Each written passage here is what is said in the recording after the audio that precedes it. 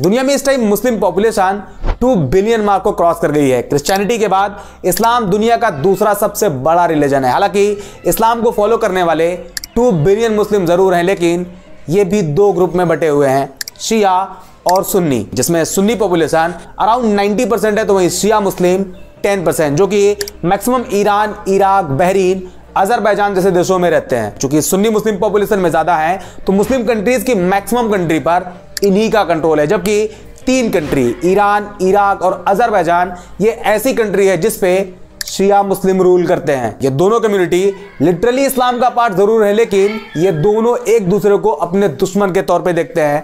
ये दोनों एक दूसरे को नुकसान पहुंचाने का कोई मौका नहीं छोड़ते। जैसे साल था 2016, इराक के बगदाद सिटी में शिया मुस्लिम 40 सुन्नी मुस्लिम को मार देते हैं। इस बीच शिया मुस्लिम रोड पर ड्राइवर्स को रोकते, उनकी आईडी देखते और उसमें जो सुन्नी मुस्लिम होते उन्हें मार देते और जो शिया होते उन्हें जाने देते। इराक में ही साल 2006 से लेकर 2008 तक शिया सुन्नी के बीच हुए क्लैशेस में 1000 से ज्यादा लोगों की जान चली जाती है। इसी तरह 24 अक्टूबर 2015 को बांग्लादेश के ढाका में शिया मुस्लिम कम्युनिटी के आशूरा के एक जुलूस में सुन्नी मुस्लिम बॉम्ब अटैक कर देते हैं, जिसमें एक की मौत हो जाती है और 80 लोग इंजर्ड होते हैं। बांग्लादेश में ही 26 नवंबर 2015 को सुन्नी मुस्लिम शिया कम्युनिटी की एक मस्जिद पर गोलीबारी करते हैं और उसमें भी एक की मौत हो जाती है। के लिए पाकिस्तान की बात करें तो साल 1987 से लेकर 2007 के बीच 4000 शिया मुस्लिम को मार दिया गया। ह्यूमन राइट्स वॉच के अकॉर्डिंग साल 2008 से लेकर 2014 तक और 1000 से ज्यादा शिया मुस्लिम की जान ले ली गई। इसी तरह इंडिया में भी शिया सुन्नी के बीच टकराव चलते रहते हैं। कभी लखनऊ में ये दोनों कम्युनिटी आपस में भिड़ी रहती है, तो कभी बनारस में। अभी पिछले ही साल जुलाई 2023 में बनारस में शिया सुन्नी कम्युनिटी आपस में लड़ जाती है। दोनों एक दूसरे पर पत्थर बरसाते हैं, तलवारें चलती हैं। इसी तरह पूरी दुनिया में शिया सुन्नी एक दूसरे को अपना दुश्मन समझते हैं, मरते भी हैं और मारते भी हैं। ये सदियों से चला आ रहा और अब दुनिया में एक बार फिर से शिया सुन्नी के बीच एक बड़े टकराव के हालात बनते जा रहे हैं। Iran, Iraq, Yemen, Lebanon, Syria, Saudi Arab, सब के सब शिया सुन्नी के नाम पर एक दूसरे को टारगेट करने में लगे हुए हैं। पूरा का पूरा अरब वर्ल्ड एक बार फिर से शिया सुन्नी की आग में झुलस सकता है, क्योंकि सऊदी अरब शिया कम्युनिटी के ग्रुप हिजबुल्लाह और हौथी के खिलाफ अमेरिका, ब्रिटेन जैसी कंट्रीज को सपोर्ट दे रहा। अमेरिका सऊदी के फ्लाइंग जोन का इस्तेमाल कर यमन और लेबनान में एयर स्ट्राइक कर रहा। तो दूसरी तरफ ईरान, जो कि एक शिया मुस्लिम मेजॉरिटी कंट्री है, वो पाकिस्तान, इराक और सीरिया पर रॉकेट मार रहा। जवाब में पाकिस्तान भी ईरान के इलाकों में बमबारी कर रहा। ऐसे में अब सवाल आता है कि ये सुन्नी मुस्लिम और शिया मुस्लिम क्यों आपस में एक दूसरे को मारते रहते हैं? दोनों के बीच इस दुश्मनी की वजह क्या है? ये सुन्नी और शिया मुस्लिम है कौन? शिया मुस्लिम कम्युनिटी की शुरुआत कैसे हुई, कब हुई और क्यों हुई? इन सारे सवालों का जवाब जानते हैं आज के वीडियो में।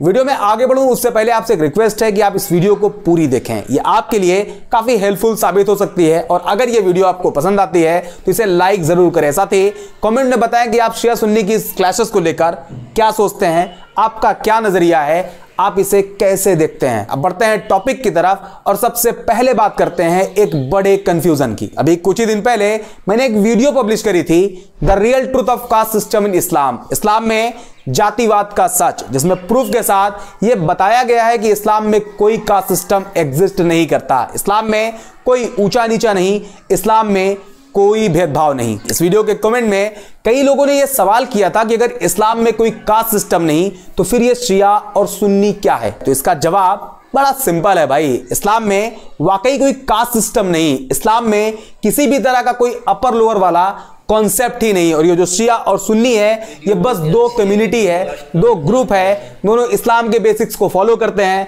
एक अल्लाह को मानते हैं, प्रॉफिट ऑफ इस्लाम को अपना नबी मानते हैं। कुछ रीजन है जो मुसलमान इन 2 ग्रुप में बटे हुए हैं, आज हम उस पर भी बात करेंगे, बट इवेंचुअली सच यही है कि इस्लाम में कोई कास्ट सिस्टम एग्जिस्ट नहीं करता।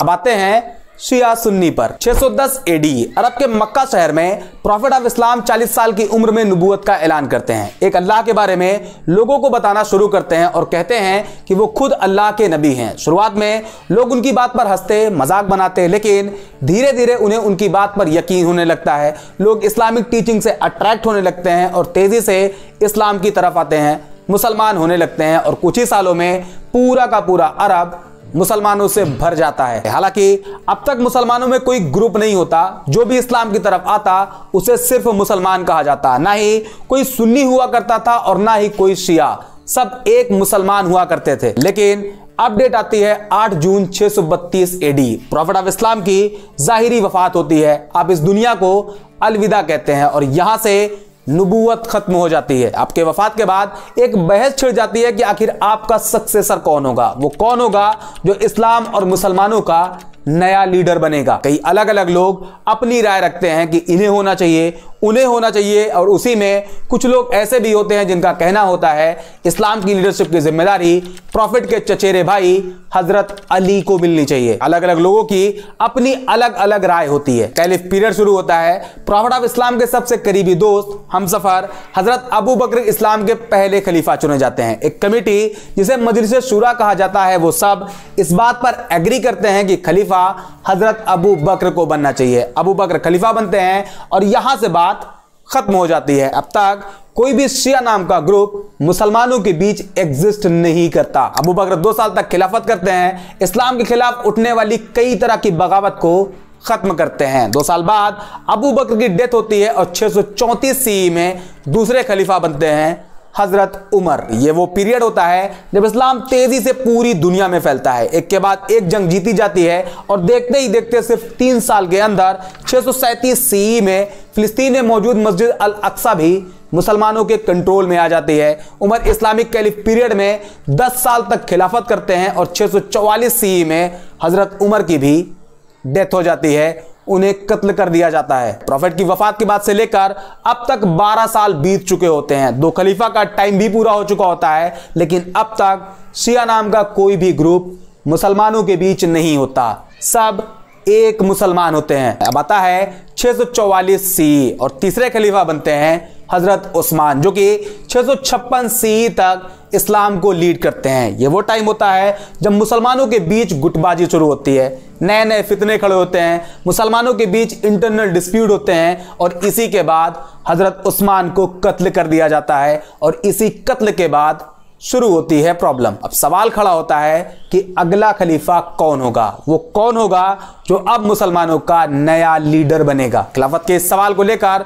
कुछ लोग प्रॉफिट ऑफ इस्लाम की बेटी फातिमा के शौहर और खुद प्रॉफिट ऑफ इस्लाम के चचेरे भाई अबू तालिब के बेटे हजरत अली को खलीफा बनाने के फेवर में होते हैं। उनका कहना होता है मुसलमान और इस्लाम को लीड करने का राइट प्रॉफिट की फैमिली का है, जिसे अहले बैत कहा जाता है। और इस डिमांड को लेकर जो लोग ग्रुप बनाकर सामने खड़े होते हैं उन्हें शियाने अली यानी अली का ग्रुप कहा गया। इसी पीरियड में 2 जंग भी होती है, पहली जंगे जमल और दूसरी जंगे सिफीन। इस पीरियड का वो ग्रुप जिसे शियाने अली कहा गया था वही आगे चलकर शिया मुस्लिम बनते हैं, जिनका यह मानना है कि अली को इस्लाम का पहला खलीफा बनना था, क्योंकि इस्लाम और मुसलमानों को लीड करने का राइट अहले बैत का है। वो ये भी कहते हैं कि अली के पहले जो तीनों खलीफा थे अबू बकर, उमर और उस्मान, ये तीनों इल्लीगल इलेक्टेड लीडर थे, क्योंकि पहला हक अली का था। इसी लीडरशिप वाले पॉइंट को लेकर मुसलमान के बीच एक अलग ग्रुप बनता है जिन्हें शिया मुस्लिम कहा जाता है। दूसरे आते हैं सुन्नी मुस्लिम, वो लोग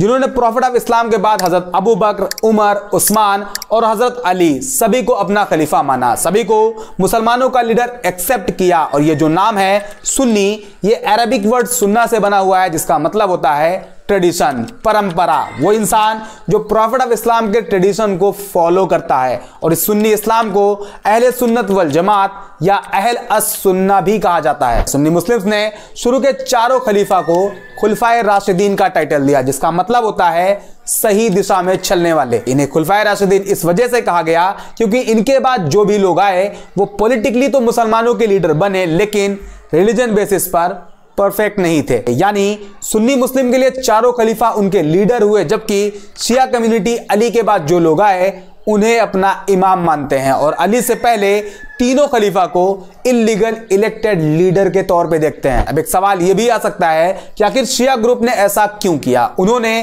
क्यों अबू बकर, उमर और उस्मान गनी के कंपैरिजन में हजरत अली को ज्यादा इंपॉर्टेंस दी। तो इसका कनेक्शन जोड़ता है एक हदीस से, जिसमें प्रॉफिट ऑफ इस्लाम कहते हैं जिसका मैं मौला हूं उसका अली मौला है। दरअसल जब प्रॉफिट अपना आखिरी हज पूरा करके मक्का से मदीना की तरफ वापस चले तो रास्ते में पानी के लिए एक जगह पर रुके जिसे गदीर खुम कहा जाता है, और उसी जगह पर प्रॉफिट अपने चचेरे भाई हजरत अली जो आपके दामाद भी हैं उन्हें साथ लिया और हाथ पकड़कर ऊपर किया और कहा, जिसका मैं मौला हूं उसका अली मौला है। ये वो सेंटेंस है जिसपे शिया मुस्लिम कहते हैं गदीर खुम में प्रॉफिट ये इशारा कर रहे थे कि मेरे बाद मेरा सक्सेसर अली होगा, जबकि सुन्नी मुस्लिम मौला वर्ड को लीडर के तौर पे नहीं बल्कि दोस्त, करीबी जैसे वर्ड से डिफाइन करते हैं। यही वो एक रीजन है जिस वजह से मुसलमान दो ग्रुप शिया और सुन्नी में बट गए। जिसने चारों खलीफा को खुलफाए राशिदीन कहा वो सुन्नी बन गया, और जिसने शुरू के तीनों खलीफा को रिजेक्ट कर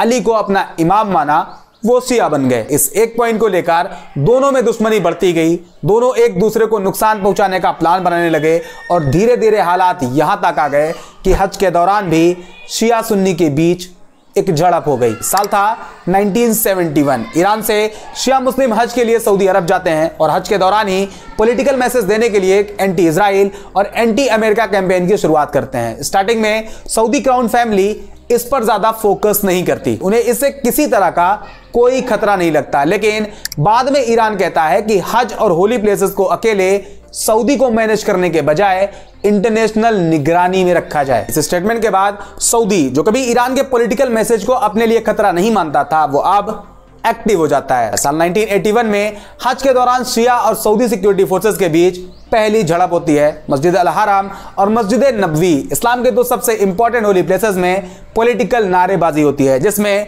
एक शिया मुस्लिम की मौत हो जाती है। ये वो टाइम भी होता है जब इराक के प्रेसिडेंट सद्दाम हुसैन ईरान के साथ जंग में होते हैं। सऊदी किंग खालिद बिन अब्दुल अजीज अल सऊद सद्दाम को एक लेटर लिखते हैं जिसमें वो कहते हैं इन मूर्ख ईरानियों को कुचल दो। हालांकि इस क्लैश के बाद ईरान और सऊदी दोनों ने पीस एस्टेब्लिश करने की कोशिश करी। ईरान ने वही साल 1971 वाले पॉलिटिकल मैसेज को लेकर वापस से प्रोटेस्ट करने की परमिशन मांगी। सऊदी की तरफ से उन्हें दो जगह मक्का और मदीना में प्रोटेस्ट करने की परमिशन भी दे दी गई। अपडेट आती है 31 जुलाई 1987, दिन होता है फ्राइडे, और इस दिन जुमे की नमाज के बाद ईरानी शिया मुस्लिम प्रोटेस्ट की शुरुआत करते हैं। अमेरिका की मौत, सोवियत यूनियन की मौत, इजराइल की मौत जैसे नारे लगते हैं। प्रोटेस्टर्स नारे के साथ आगे बढ़ते रहते हैं। सऊदी सिक्योरिटी फोर्सेस उन्हें चारों तरफ से घेरे रहती है। प्रोटेस्ट अपने रूट के आखिर में पहुंचता है जहां उसे खत्म हो जाना चाहिए था, लेकिन ईरानी प्रोटेस्टर्स वहां रुकने के बजाय